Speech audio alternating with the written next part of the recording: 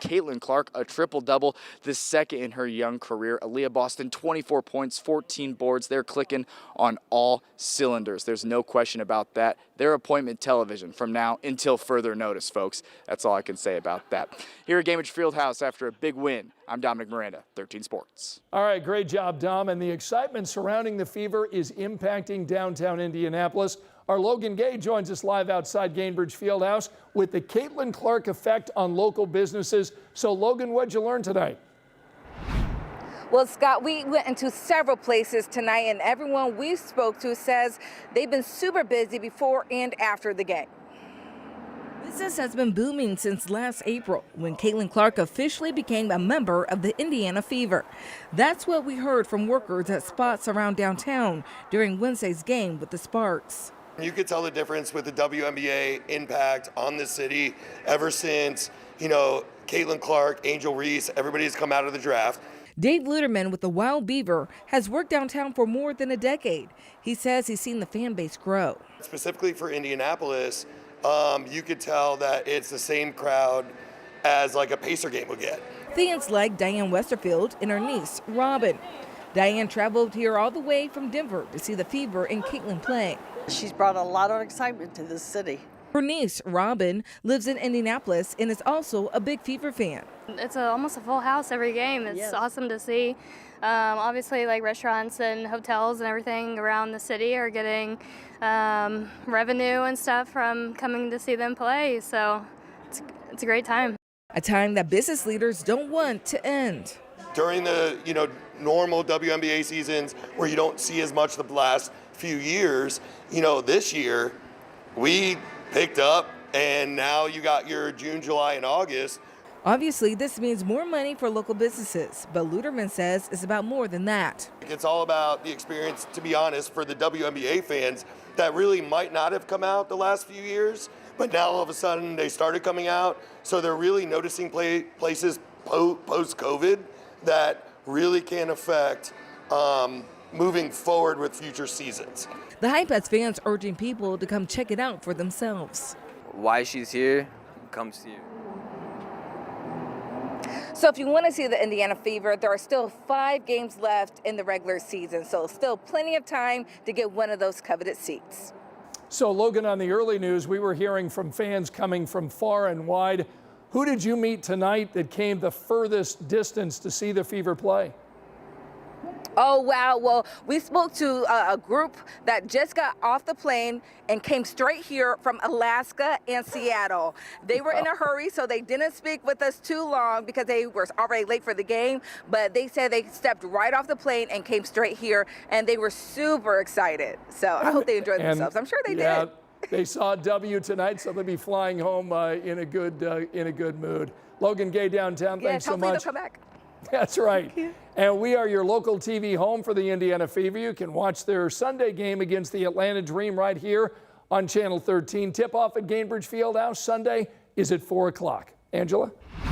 Scott, it is hard to come after that excitement on this Wednesday evening. Not quite as cool as the last couple of nights. We have 60s and 70s on the map. Currently 74 in Indianapolis, 70 in Bloomington, 65 Richmond, and 68 degrees in Greencastle. Rush hour forecast is quiet tomorrow morning. Early morning temperatures will be in the low to mid 60s. Sunrise is at 7:16.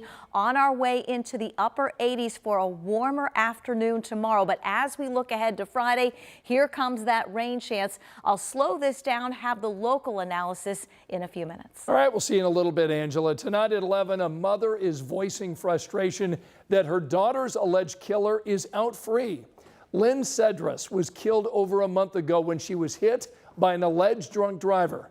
Our Chase Howell talked with the Delaware County prosecutor tonight about the delay in charges and her mom, who is tired of waiting. Day after day, Patrina Cross sits in her living room chair waiting for her phone to ring to find out the man arrested for killing her daughter has been charged. I mean, like right now, it still does not feel real. You need help? Lynn was a mother of 2 little boys, Robbie and Brandon. She was also the only child to cross. She's always got a smile. I used to always say that, when she was growing up, I never knew what to expect when she walked downstairs. You know, one day she might have her boots on and a Chevy t-shirt. The other time she might come down looking as girly as girl can be. Investigators with the Delaware County Sheriff's Office say Lynn was hit by a truck as she was pushing a golf cart down a country road. The driver, deputies say, was drunk and going between 70 to 80 miles per hour in a 30-mile-per-hour zone. He pulled up a tattoo of her. It was 3 hearts, one that signified Roland, her husband, and then one for each one of the boys. And we're like, yeah, that's Lynn. According to court documents, the man was arrested that same day for operating while intoxicated, causing death. But hours later, he'd be released from jail after posting bond. That's really great. He gets to be with his friends, and my daughter's laying on a cold slab. It's now been more than a month since Lynn was killed, and still there are no charges brought against the man accused of hitting her. So I asked the Delaware County prosecutor Eric Hoffman why, and he says it's part of triaging. Let's say on any given weekend, there's, let's just say 60 people arrested, okay? And 40 of them post bail, 20 of them do not.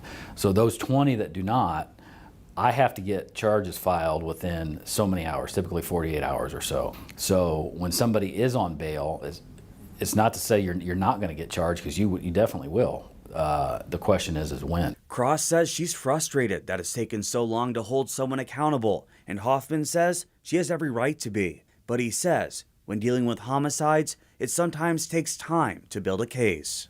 A lot of people think things happen in the criminal justice system quickly. They happen, just not necessarily as quickly as some people think they will. As for when we could see the man accused of hitting and killing Lynn charged, Hoffman says hopefully by the end of this week. Reporting in Delaware County, Chase Howell, 13 News. And now to the Delphi murders investigation. The judge just ruled the jury will not be allowed to hear key evidence from the defense team. Richard Allen is charged with killing Abby Williams and Libby German back in 2017.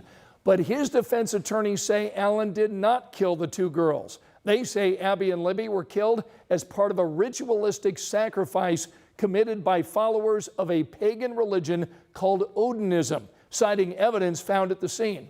But now Judge Francis Gull says none of that evidence or any information about alternative suspects can be heard by the jury, saying that the defense team failed to show a clear link between those theories and the murders. Allen's trial is scheduled to begin in October. You can get caught up on this big case and the different theories raised by the defense team by going to our website. In fact, you can scan that QR code. It'll take you right to WTHR.com/Delphi, and you can see our extensive coverage of this investigation.